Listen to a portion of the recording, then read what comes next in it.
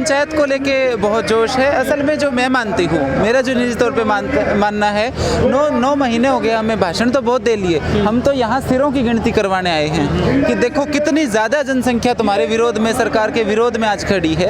ये यूपी की जनता को संदेश देना चाहते हैं। देखो एक साइकोलॉजिकल असर होता है, लोग सोचते हैं कि कौन विरोध कर रहे हैं, इनका कितने लोग हैं, तो वो मुट्ठी भर लोग नहीं है, वो लाखों लोग हैं। ये संदेश देने के लिए आज हम यहाँ पे आए हैं। क्या खास होगा इस महापंचायत में? इस महापंचायत में खास तो हमारी संख्या होगी। देखो बाकी बातें तो हो चुकी हैं, लेकिन संख्या खास होगी। जो यूपी का, हरियाणा का, पंजाब का किसान इकट्ठा होकर लाखों की संख्या में आया है, वो एक संदेश देगा यूपी की जनता को कि तुम गलत फंसे हुए हो, इस छोटी फैंटा को हटाओ और कोई अच्छा विकल्प लेके आओ। संख्या तो कई बार दिखा देना आपने। हाँ, संख्या तो कई बार दिखा दी ना आपने, और सरकार पे तो कोई फर्क। यूपी में तो नहीं दिखाई है ना, यूपी में तो आज दिखाई है संख्या। यूपी में संख्या आज दिखाई है, और इतनी संख्या तो कहाँ दिखाई है हमने, या तो वो तो दिल्ली में ही दिखाई थी, जब दिल्ली के अंदर ट्रैक्टर परेड हुई थी। उसके बाद यूपी तो अलग स्टेट पड़ता है, तो यहाँ संख्या दिखाना बहुत ज़रूरी था, क्योंकि यहाँ इलेक्शन आ रहे हैं। लेकिन मैडम, सरकार की बातों से लग रहा है, उसके रवैये से, कि कुछ करने वाली नहीं। सरकार ने तो 7 साल से ही कुछ नहीं किया है, तो आज कोई ये नई खबर तो नहीं है कि सरकार कुछ नहीं करने वाली। नहीं, किसान कानूनों को लेकर, किसान कानूनों को लेके कुछ नहीं करेगी तो नुकसान में रहेगी। देखो सरकार अगर कुछ नहीं करने वाली तो किसान भी हटने वाले तो नहीं है ना।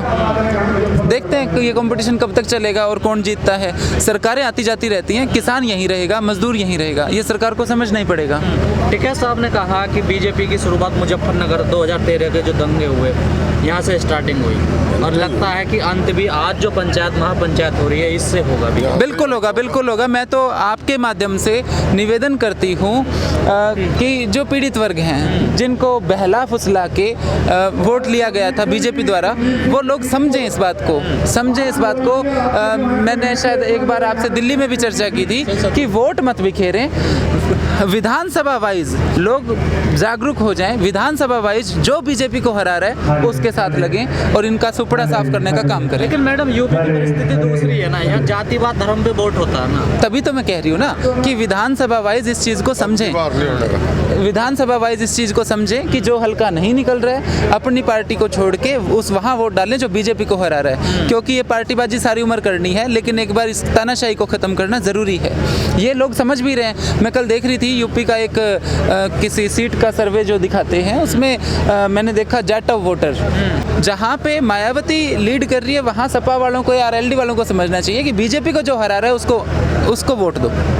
ये जो हरियाणा में जिस तरह से किसान और पुलिस के बीच में तनाव रहता है, लाठीचार्ज रहता है, वो किस तरह से देखते हैं? जिस तरह से करनाल में लाठीचार्ज हुआ था, एक किसान की मृत्यु भी हो गई थी, एसडीएम जिस तरह से बयान देते हैं बहुत ही तुगलकी टाइप का। देखो जो बीजेपी का काम करने का तरीका है, ये लोग क्या करते हैं, बहुसंख्यक और अल्पसंख्यक पे खेलते हैं। जैसे यूपी है, यहाँ पे इन्होंने धर्म के नाम पे खेला है कि अल्पसंख्यकों का डर दिखा दो और बहुसंख्यक वोट आपके झोले में आ जाएगा। वहाँ पे धर्म के नाम पे नहीं बांट पाए हरियाणा में, तो वहाँ पे बहुसंख्यक जाति वर्सेस बाकी सारी जातियाँ जो अल्पसंख्यक है वो कर दिया गया है।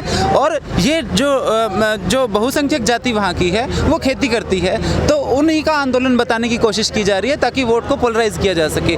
वहाँ जो लठ तंत्र चल रहा है वो जानबूझ के सरकार कर रही है, क्योंकि उन्हें पता है कि उनका वोट ही ऐसे बनता है। जिस तरह से बयान देते हैं एसडीएम करनाल के, कहते हैं कि लाठी मारो उनके सिर में, किसानों को डेमोराइज करने की कोशिश है या दबाने की क्या है? देखो किसान ऐसे दबने वाला नहीं है। किसान की फितरत ये है कि उसको जितना दबाया जाता है वो उतने जोश से, उससे डबल जोश से उठ के दोबारा आता है।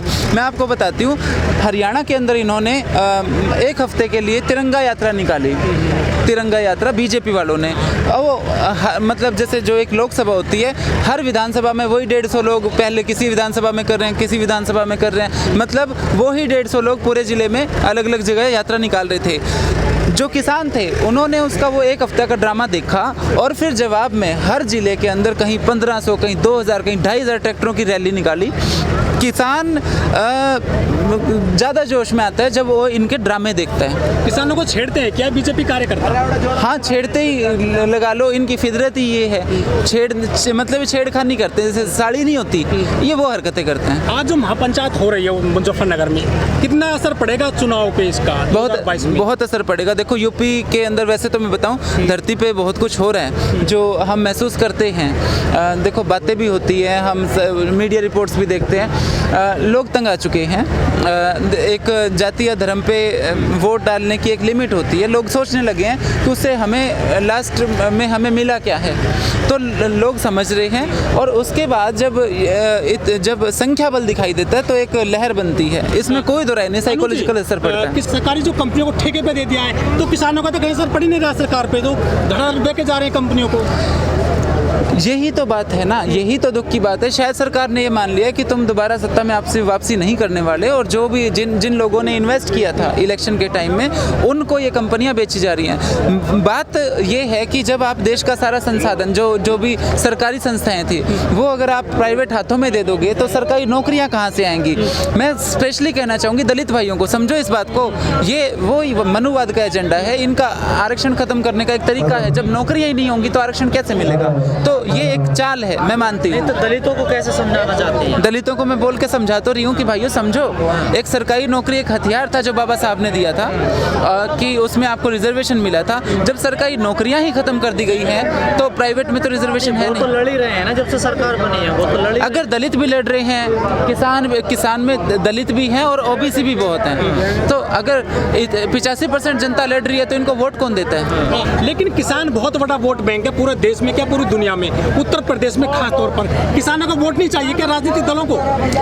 किसानों का वोट चाहिए, लेकिन किसानों के साथ ये क्या करते हैं मैं बताती हूँ। ये स्वर्ण वोट इकट्ठा करने की कोशिश करते हैं, उसके बाद ये क्या करते हैं, किसान बिरादरियाँ जो होती है उनके बनाते हैं पदाधिकारी बनाते हैं, और किसी को प्रदेश अध्यक्ष बना दिया, जिला अध्यक्ष बना दिया, टिकटें नहीं देते, और मतलब जहाँ बिल्कुल इनकी बहुलता होती है वहाँ टिकटें देते हैं। तो इस तरह से ये जो नॉन स्वर्ण वोट कह लो, जो किसान कमेरा वर्ग है उसके वोट को तोड़ डालते हैं, ये इनकी रणनीति है। क्या कोई आज राजनीतिकरण का कोई ऐलान होगा या पॉलिटिकल कोई ऐलान होगा? वो मेरे को जानकारी नहीं है, और जब जानकारी के बिना कुछ इस पे कहना ठीक नहीं है। मैम 2013 में मुजफ्फरनगर कांड हुआ था, जिसके बाद से उत्तर प्रदेश और केंद्र की राजनीति में काफी बदलाव हुए थे, सत्ता चली गई थी यहाँ से। तो ये जो आज बड़ी पंचायत हो रही है, कुछ इसका पॉजिटिव असर पड़ेगा राजनीति में? सरकार बदलेगी या कुछ नए लोग आएंगे? बिल्कुल पड़ेगी। देखो, बादाम खा के अकल नहीं आती, ठोकर खा के अकल आती है। ये जो बीजेपी सरकार है ये आई ही दंगे करवा के थी। गुजरात में क्या हुआ था, गुजरात में पोलराइजेशन करके लोगों को आपस में लड़ा के नफरत के वोट लेके तो ये मुख्यमंत्री बने। उसके बाद वही चीज़ को मॉडल की तरह पेश करके ये सत्ता में सेंटर में आए। तो इनका तो मैं बताती हूँ ना कि इनका काम करने का तरीका ही ये है। लेकिन लोग अब बोर हो चुके हैं, लोग समझने लगे हम भी पीड़ित तुम भी पीड़ित, इनके जो ये चाल है इसमें हम क्यों फंसे, क्यों ना हम पीड़ित लोग इकट्ठे हो जाएं और इनके विरोध में एकजुट होकर वोट करें।